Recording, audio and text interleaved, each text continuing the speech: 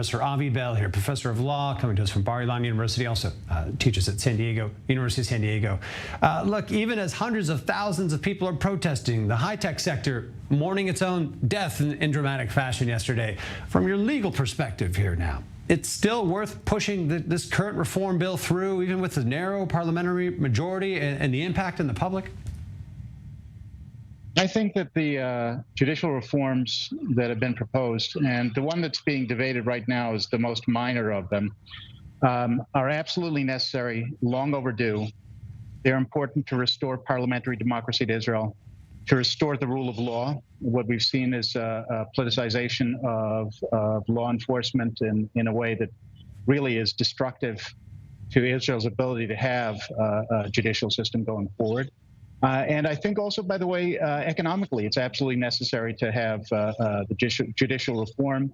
One of the things that the judicial reform addresses is the way the courts have willy-nilly walked into economic issues, doing great harm, increasing welfare benefits, decreasing them, canceling taxes, adding taxes, canceling large government deals, ordering criminal enforcement against this sector and that sector of the economy, immunizing various places. I mean, I appreciate the political theater involved here, and it is really, really well done. It's quite expensive, but very, very well done. But that doesn't mean that doesn't change the substance. Judicial reform is absolutely necessary, and it will be carried out ultimately democratically. That is, there were elections. There is an elected body that's entitled by law to make the laws, and I expect that it will pass into law the laws that it was expected to pass. So as long as that happens, you're saying, look, the broad public buy-in, a consensus on deep systemic changes, which you argue, and many do argue, might improve the system here. Broad public buy-in consensus, it's not important? Any majority that can pass it should? I think that broad buy-in is important. I think that the way in a parliamentary democracy one builds consensus is through the parliamentary process. Now, a large minority going out to the streets is certainly their right, and it's happened before in Israel. And in past cases where there were these kinds of large demonstrations to block traffic, to block the airport, et cetera, there were mass arrests. This time it hasn't happened. The Attorney General has announced that the enforcement is going to be different this time, clearly because of her politics.